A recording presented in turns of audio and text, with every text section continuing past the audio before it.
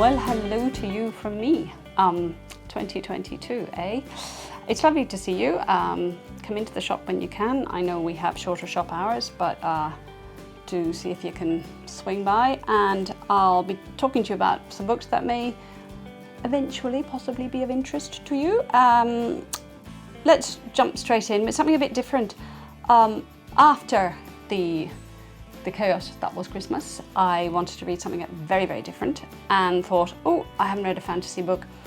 Actually, I haven't read one since I put down the Priory of the Orange Tree by Samantha Shannon, and you all know what I felt about that one. So I picked up The Shadow of the Gods by Gwynne, and by golly, I just sat in my chair and read it for 2 days straight. It's an absolute blinking ripper. Haven't read fantasy that good in a long time, as I've said. Now, it's one of those, I'm not a great fantasy reader, but I think he's got me back on track with that. It's one of those ones where you're set in a sort of a Nordic universe. It's very Game of Thronesy in a sort of way. It's not quite as, I don't know what the word is, but it's not quite as fleshy, put it that way. Except there's a fair amount of sticking knives and axes and wielding and swashing and buckling and all of that sort of warrior-y stuff, which I just devoured. I really was such a startlingly good escapist, Game of Thrones-y, fantasy epic, that epic saga type. We've got 3 characters, and I think this is what I really liked the best about Gwynne's writing, is that he has a take.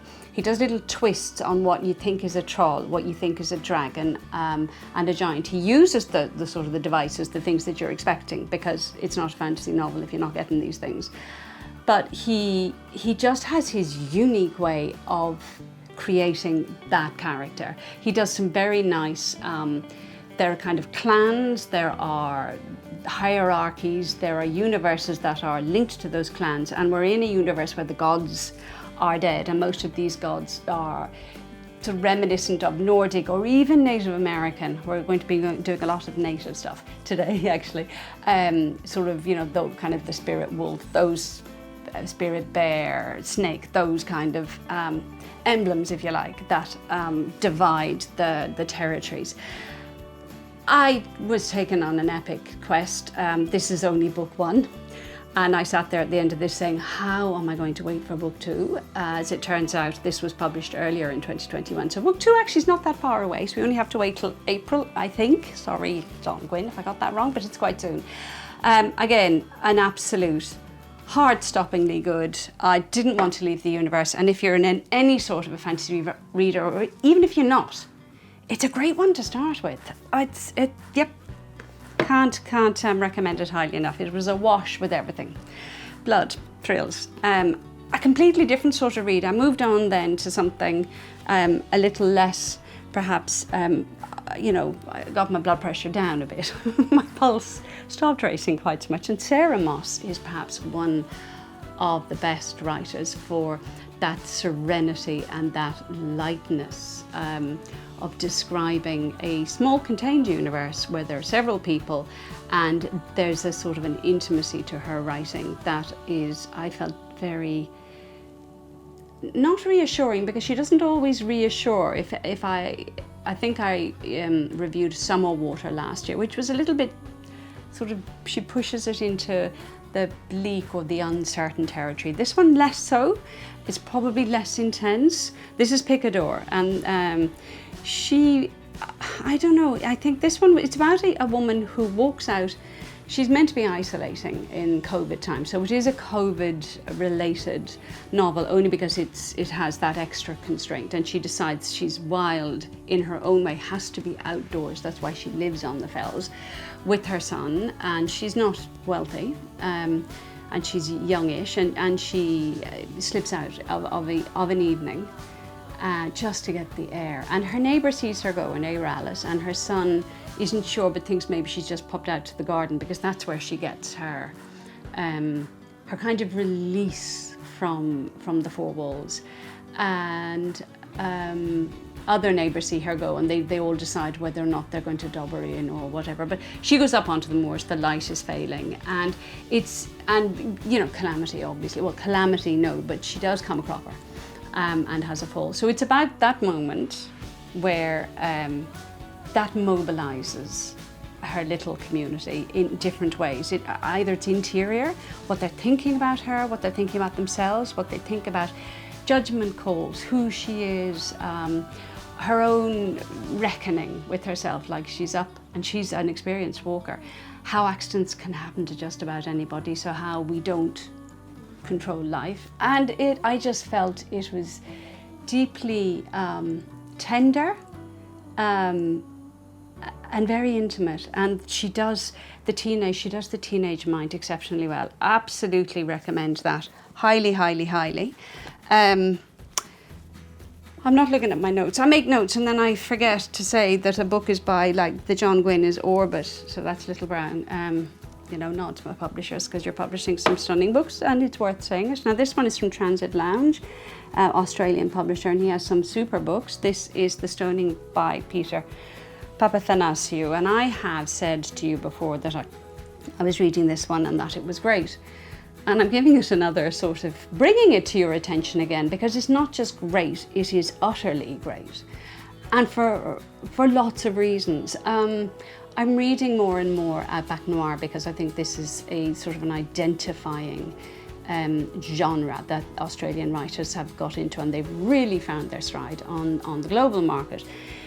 This one does something else again. I've read several very good ones, and my mind comes back to this one all the time because of the writing and because there's something scored deeply into my mind about what he's writing about. And I suppose it's to do with racial prejudice, it's to do with that conversation we all have to be having and are having around Indigenous peoples, and about refugees, and about the way we treat our the people who come to this country who are refugees or who are the original owners of this land, the Indigenous people. And he writes into these. The story is a typical sort of thriller crime. It starts with a description of a stoning of a young school teacher, Molly, and it's all right. You'll get past that.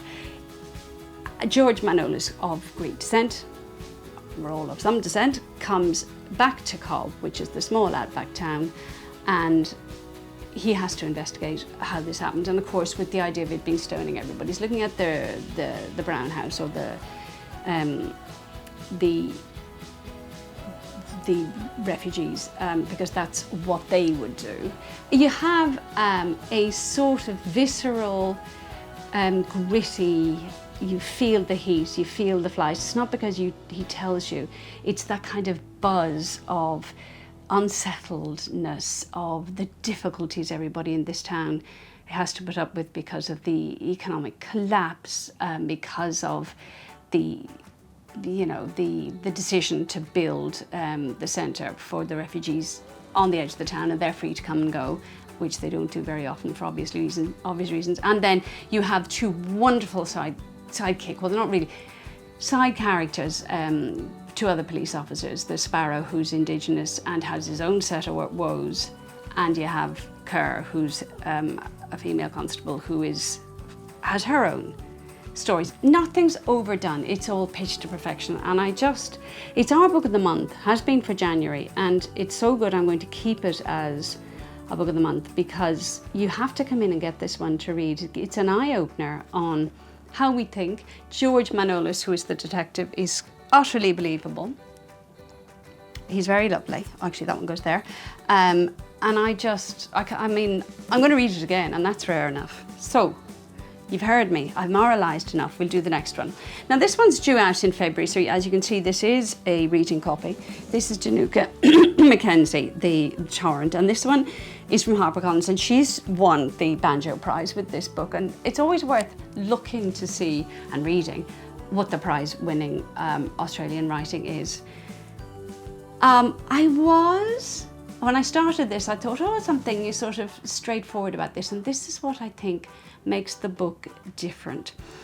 It sounds, everything in this story seems to be quite straightforward. But actually, as you read through it, you suddenly realise that actually nothing's straightforward. And that's probably where McKenzie's great strength is in underplaying that what's off centre. She gets things just onto that perfect point of, it's not quite right, is it? And our detective in this, a female detective who's heavily pregnant, Kate Miles, is investigating. On the one hand, she's investigating the story of a man who there'd been a flooding and he'd drowned in the river, and his well-known celebrity, well, they were well-known locally, but more of a celeb-style wife, had survived. What happened there? Because was there or was there not foul play, as the man's mother is absolutely determined there's been foul play. So our Kate Miles is asked to investigate that sort of less overtly. And then there is an assault in a Macca's at night time.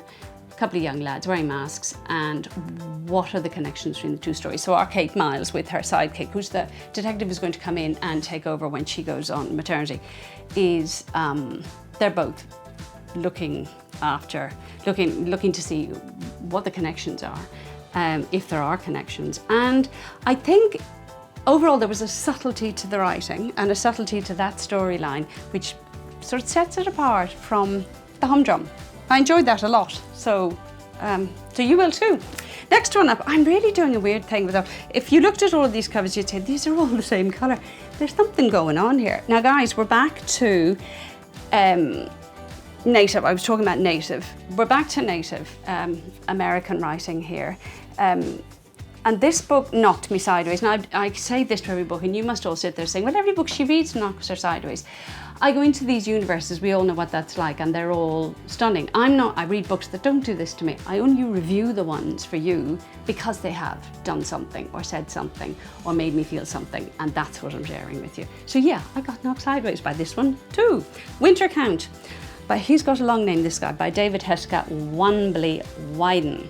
And this one is published, I have my notes here because I hate getting it wrong, and I obviously do, by Simon & Schuster. Now, it is a hardback because it's come over from the States, but it's an absolutely intriguing read, and probably, if I say educational, go, oh God, I'm not going to read that if it's educational. It was a cultural eye-opener, a little bit like the one we had, Stoning. You get kind of the full impact of what living in those conditions or in that culture is like. We've all romanticized enormously, and my next two books will be talking about this. They're talking about, and I'm pointing it out to you, about the romanticism that we may have, or the romantic notion we may have about Native American Indians. And that's what this book counters to a large extent. So we have Virgil, Wounded Horse, who lives on a reservation near Denver. And he's kind of like everybody there, he's struggling. They're only just getting by.